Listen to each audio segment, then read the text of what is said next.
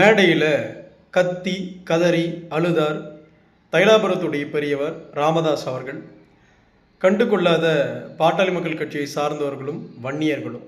ஏன்னா கடந்த 6 மாதமாக நடந்துட்டு இருக்கிற அரசியல் பனிப்போரை பற்றி அனைத்து வன்னியகுல சத்திரிய சொந்தங்களுக்கும் பாட்டாளி மக்கள் கட்சியை சார்ந்தவர்களுக்கும் தெரியும். தைலாபுரம் அப்படின்றது இன்னைக்கு திமுகவுடைய மிகப்பெரிய ஒரு ஏஜெண்ட் நிறுவனமாக செயல்பட்டுட்டு வந்துட்டு இருக்கு. அந்த நிறுவனம் இன்னைக்கு சேலத்தில் ஒரு மிகப்பெரிய கூட்டத்தை கூட்ட போகிறோம் அப்படின்னு சொல்லிட்டு ஒரு கூட்டத்தை கூட்டி அந்த கூட்டத்தில் முழுவதுமாக செயற்குழு பொதுக்குழு அப்படின்னு சொல்லிட்டு பாட்டாளி மக்கள் கட்சி தலைவர் அன்போனி ராமதாஸ் அவர்களை மட்டும்தான் ஒட்டுமொத்தமாக மேடை ஏறி பேசணும் போகிறான், பேசிட்டு தெரிஞ்சானே தவிர எவனும் ஆக்கப்பூர்வமாக வன்னியர்களுக்கான செயல்பாடு, வன்னிய மக்களுக்கான அடுத்த தலைமுறைக்கான செயல்பாடுகள், திமுக இத்தனை ஆண்டு காலம் ஆட்சியில் இருந்தும் வன்னியர்களுடைய 10.5% கொடுக்காம போனதுடைய விளைவுகள் அப்படின்னு எதையுமே வாயை திறந்து கூட பேசாமல் இவனுங்க மொத்த பேருமே அன்போனி ராமதாஸ் அவர்களை மட்டுமே குறை பேசிக்கிட்டு இருந்தாங்க. அதோடைய கடைசி விஷயமாக அந்த கூட்டத்துடைய இறுதியில் தைலாபுரத்துடைய பெரியவர் ராமதாஸ் அவர்கள் பேசுகிறாரு. பேசி மிகப்பெரியதாக பார்த்தோன்னா உட்காந்து அழ ஆரம்பிச்சிட்டாரு. ஐயோ, நான் பையனை சரியாக வளர்க்கலையே, சரியாக வளர்த்துருந்தா எனக்கு இந்த நிலைமை வருமா? சின்ன பசங்களை சில்லற பசங்களெல்லாம் விட்டு பார்த்தோன்னா என்னை அன்புமணி அசிங்கமாக பேச வைக்கிறானே, தியாகச்செம்மல் அப்படின்ற ஒரு தியாகச்செம்மலை இப்படி குறை சொல்கிறாங்களே, என் மனசு தாங்கலையே அப்படின்னு அழுறாரு. எதுக்கு அழுறீங்க? ஏன் அழுறீங்க? 87 வயசில் உங்களுக்கு என்ன பார்த்தோன்னா இவ்வளோ பெரிய தேவை இருக்குது? சொல்லுங்கள் பார்க்கலாம். உங்கள் மகளுக்கு செயல் தலைவர் பதவி, இதில் இன்றைக்கி ஒரு புது பதவி, பசுமை தாயும் தலைவி. நோட்டீஸை பார்த்து படிக்கிற உங்கள் மகளுக்கு படிக்கவும் தெரியல, பேசவும் தெரியல, மக்களை சந்தித்து என்ன பண்ணணும் அப்படின்னும் தெரியல, வருங்கால வன்னிய தலைமுறைக்கு என்னென்ன செய்யணும் அப்படின்ற எந்த விஷயமும் தெரியாது. உட்காந்துக்கிட்டு இதில் வேற பசுமை தாயகத்துடைய தலைவர் பதவி வேற தூக்கி கொடுத்துட்டு வச்சுருக்கீங்க. சரி, நீங்கள் ஏதோ கொடுத்துட்டு போங்க, புரியுதுங்களா? நீங்கள் சும்மா நோட்டீஸில் போட்டுக்கிட்டு தெரிய வேண்டியதான். அதெல்லாம் அஃபிஷியலாக ரெக்கார்ட்ஸில் போக போகிறது கிடையாது. பாட்டாளி மக்கள் கட்சி உங்ககிட்ட கிடையாதுன்னு வச்சுங்களேன். ஆனால் இதில் மிகப்பெரிய வேடிக்கை என்னென்னா, இந்த சமூகத்துடைய மிகப்பெரிய ஆளுமையாக இருந்து நீங்கள் உங்களுடைய கடைசி காலத்தை எவ்வளோ பெரிய விஷயமா இந்த சமூகத்துக்கிட்ட இருந்து பெற்றிருக்க முடியும். ஆனால் ஒட்டுமொத்தமாக இன்னைக்கு இவ்வளோ தூரம் உட்காந்து நீங்கள்லாம் அல்றீங்க. ஐயா, நீங்கள் பார்த்தோன்னா உட்காந்து நீலி கண்ணீர் பயங்கரமாக வடிக்கிறீங்க. வடிச்சும் பார்த்தோன்னா எந்த வன்னியர்களுக்கும் கஷ்டமாக தெரியல. இப்படி ஓப்பனாக சொல்லணும் அப்படின்னா யாருக்குமே அது கஷ்டமாக தெரியல. தைலாபுரம் கும்பலை தவிர பார்த்தீங்கன்னா பெரும்பகுதியாக இருக்கிற பாட்டாளி மக்கள் கட்சியை சார்ந்தவர்களுக்கும் வன்னியர்களுக்கும் நீங்கள் அழுத நீங்கள் பேசின பேச்சுக்கள் பார்த்தீங்கன்னா யாருக்குமே சங்கடமாகவே தெரியல. ஏன் சங்கடமாக தெரியல? எதனால் சங்கடமாக தெரியல அப்படின்னா, உங்களுடைய 6 மாத காலம் பார்த்தீங்கன்னா ரெக்கார்டு, புரியுதுங்களா?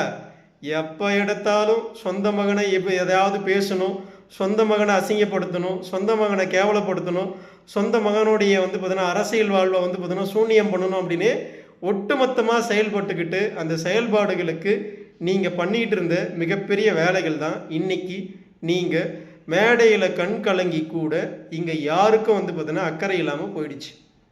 உங்களை யாரும் கைத்தாங்களை தூக்கி விட மாட்டாங்க. அந்த கூட்டத்துக்கு வந்தாங்க தெரியுமா, ஒரு 1000 பேர் 2000 பேர், அவனுங்களை தவிர ஒட்டுமொத்தமாக இருக்கிற பாட்டாளி மக்கள் கட்சியை சார்ந்தவர்கள் பார்த்தீங்கன்னா பெரும்பகுதியாக உங்களை கண்டுக்கலை. நீங்கள் அழுற அழுகை பார்த்தீங்கன்னா ஒட்டுமொத்த சமூகத்துக்கும் மிகப்பெரிய அழுகையாக இருந்திருக்கணும். ஆனால் இன்னைக்கு உங்களுடைய அழுகையை பார்த்து இந்த சமூகம் கொக்கரிக்குது, சந்தோஷப்படுது. அழுதுட்டு போங்க அப்படின்னு சொல்லுது. எப்படி அழுதுட்டு போங்க அப்படின்னு சொல்லுது, புரியுதுங்களா? அழுதுட்டு போங்க, எங்களுக்கு இன்னும் அக்கறை கிடையாதுன்ற இடத்துல ஒட்டுமொத்த வன்னியர்களுமே இந்த ஊமை ஜனங்களும் தெளிவாயிட்டாங்க, புரியுதுங்களா? தெளிவாயிட்டாங்க. நீங்கள் அழ ஆரம்பிச்சிட்டீங்க, ஊமை ஜனங்கள்லாம் பார்த்தீங்கன்னா தெளிவாயிட்டாங்க, புரியுதுங்களா? இனிமேலும் இந்த நீலி கண்ணீர் வடிக்கிறது, உங்கள் மகளை வச்சு வன்னியர்களுக்கு நல்லது செய்ய போகிறோம் அப்படின்னு வித்தைகள் காட்டுவது, அப்புறம் உங்களுடைய புதிய பேரன் சுகுந்தன் அப்படின்னு சொல்லிட்டு ஒரு தற்கூரி. முதல்ல அந்த தற்கூரிக்கு ஒன்றுமே தெரியல. 2004 கட்சிக்கு அன்புமணி வந்தார் அப்படின்னு சொல்லிட்டு தெரியறான். 2000 ஒரு பசுமை தாயகத்துடைய விஷயத்துக்காக அவர் வந்துட்டாருன்றது இந்த தற்கூரி பையனுக்கு தெரியல. கொஞ்சம் சொல்லி கொடுங்க, புரியுதுங்களா? என்ன பண்ணுறது? நாம் இந்த தற்கூரியெல்லாம் வச்சுக்கிட்டு மேடை ஏறிக்கிட்டு 2004 நீங்கள் வந்தீங்களேன்னு பேசிகிட்டு இருக்கான் அந்த குடியார பையன். இவனுக்கு ஒன்றும் தெரியல. இதையெல்லாம் தாண்டி பார்த்தீங்கன்னா ஷாஜகானுடைய அப்பம் பேர் பார்த்தீங்கன்னா அவுரங்கசீப்பான்.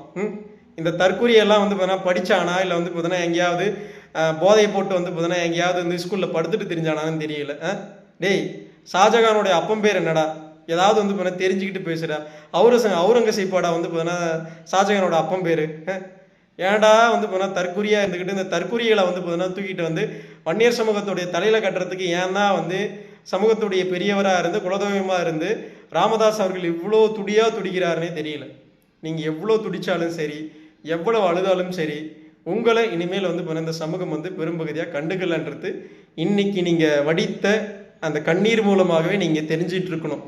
தெரியலை அப்படின்னாலும் ஒன்றும் பண்ணுறதுக்குள்ள நீங்கள் எத்தனை முறை அழுதாலும் வன்னியர் சமூகம் வந்து பாட்டாளி மக்கள் கட்சியை சார்ந்தவர்கள் இனிமேல் வந்து உங்களுடைய அழுகைக்கோ உங்களுடைய பேச்சுகளுக்கோ மிகப்பெரியதாக வந்து பார்த்தீங்கன்னா காது கொடுத்து கேட்க மாட்டாங்க. ஏன்னா இன்னைக்கு மேடை ஏறி பேசின ஒட்டுமொத்த பேருமே அன்புமணி அவர்களை மட்டுமே தாக்கி பேசுகிறோம் அப்படின்ற இடத்துல நின்று பேசிட்டானுங்க. அவனுங்களுக்கு தெரியல ரியாலிட்டியில் வந்து பார்த்தீங்கன்னா அவனுங்க ஒட்டுமொத்த சமூகத்துக்குமே எதிராக பேசிகிட்டு இருக்காங்கன்றத ரியாலிட்டியில் தெரியாமையே வந்து பார்த்தீங்கன்னா மேடை ஏறி ஒட்டுமொத்த பேரும் பேசியிருக்கானுங்க.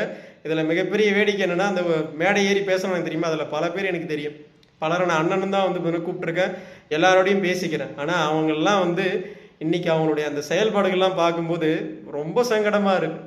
இவ்வளோ வந்து பார்த்தீங்கன்னா கேவலமான ஆட்களாக நீங்களாம் இருந்திருக்கீங்க அப்படின்னு நினச்சி பார்க்கும்போது மனசுக்குள்ளே வந்து பார்த்தீங்கன்னா மிகப்பெரிய வருத்தமாக தான் இருக்குது. புரியுதுங்களா? பெரியவர் அழுறது பார்க்குறது வருத்தமாக தான் இருக்குது, ஒரு பக்கம் சந்தோஷமாகவும் இருக்குது. என்ன பண்ணுறது? நீங்கள் அழ வேண்டிய சூழலுக்கு வந்து பார்த்தீங்கன்னா இந்த சமூகம் வந்து தள்ளி இருக்குது அப்படின்னு நினச்சி பார்க்கும்போது சந்தோஷமாக இருக்குது. நீங்கள் அழுறது ஒரு பக்கம் வருத்தமாக இருக்குது. அழுதுட்டு போங்க, புரியுதுங்களா? ஏன்னா உங்கள் மகனுக்கு நீங்கள் செஞ்சுருக்கிற வேலை, உங்கள் மகனை வந்து பார்த்தீங்கன்னா இவ்வளோ தூரம் வந்து பார்த்தீங்கன்னா கேவலப்படுத்தினதோடைய வேலை இன்றைக்கி நீங்கள் அனுபவிச்சுட்டு இருக்கீங்க. எந்த இடத்துலையும் இன்றைக்கி வரைக்கும் அன்புமணி அவர்கள் வாயை திறந்து உங்களை பற்றியோ உங்களுடைய குடும்பத்தை பற்றியோ எந்த இடத்துலையுமே ஒரு வார்த்தை கூட தப்பாக பேசலை.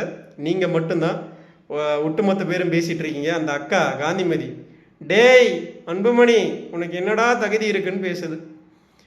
வேணாம், என்ன சொல்கிறது, பெண்களாக போயிட்டாங்க. பெண்களை வந்து பார்த்தோன்னா பெரும்பகுதியாக நம்ம விமர்சனம் பண்ணுறதில்ல, அதனாலே கடந்து போகிற ஒரு சூழலுக்கு வந்து விமல்வர்மன் இருக்கிறேன். புரியுதுங்களா? அக்கா கொஞ்சம் பார்த்து பேசுங்க. உங்களுக்கு ஒன்றும் தெரியல.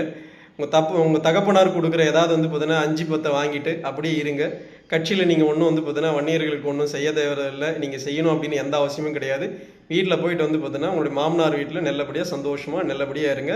உங்கள் பேரப்பிள்ளைகளோட உங்களுடைய மகன்களோட நல்லபடியாக இருங்க. உங்களை யாரும் எந்த குறையும் சொல்லலை, புரியுதுங்களா? ஆனால் தேவையில்லாமல் வந்து பார்த்தீங்கன்னா வந்து மாட்டிக்காதீங்க. மாட்டிக்கிட்டு அப்புறம் முழிக்காதீங்க. வன்னியர்கள் வந்து பார்த்தீங்கன்னா ஒரு கட்டத்துக்கு மேலே வந்து பொறுமை காக்க மாட்டாங்க. அப்புறம் பொறுமை இழந்தாங்க அப்படின்னா நாளை வந்து நீங்களும் உங்களுடைய தந்தையார் போல் வந்து பார்த்தீங்கன்னா மேடை ஏறி அழ வேண்டிய சூழலுக்கு தள்ளப்பட்டுருவீங்க. புரியுதுங்களா? ஏன்னா இந்த வன்னியர் சமூகம் அதையும் செய்யும். புரியுதுங்களா? வன்னியர்கள் வந்து பார்த்தீங்கன்னா யாரையுமே வச்சு பார்க்க மாட்டாங்க. நல்லதுக்கு மட்டும்தான் கூட நிற்பாங்க, கெட்டதுக்கெல்லாம் கூட நிற்க மாட்டாங்க. புரியுதுங்களா? அதனால் தைலாபுரம் அணி திமுகவுடைய அந்த அஜெண்டா வேலையை சீரும் சிறப்புமாக பண்ணியிருக்கீங்க, வாழ்த்துக்கள். அதோடைய இடுகாடு தான் நாடகத்துடைய இறுதியில் தான் மருத்துவர் ராமதாஸ் அவர்கள் வந்து பார்த்தீங்கன்னா அழுதுருக்கிறாரு. அவருடைய அழுகையும் வந்து பார்த்தீங்கன்னா மிகப்பெரிய எடுபடாத ஒரு விஷயமா மாறி இருக்கு. ஸோ அதனால் பாட்டாளி மக்கள் கட்சியை சார்ந்த ஒட்டுமொத்த பேருக்கும் மிகப்பெரிய வாழ்த்துக்கள். இனியும் வந்து தைலாபுரம் கும்பலை வன்னியர்கள் நம்பக்கூடாதுன்றதுக்கு இதெல்லாம் மிகப்பெரிய அத்தாட்சியாக இந்த நேரத்தில் நான் சொல்லிக்க கடமைப்பட்டிருக்கேன். வன்னியர்கள் விழிப்போடு இருங்க, விழிப்புணர்வோடு இருங்க, தைலாபுரத்தை நம்பாதீங்க. நன்றி, வணக்கம். அடுத்த ஒரு நல்ல காணொலியில் உங்களை நான் சந்திக்கிறேன். உன்னுடைய பேர் சுத்தமான பள்ளி பையன், சுத்தமான பள்ளி பையன்.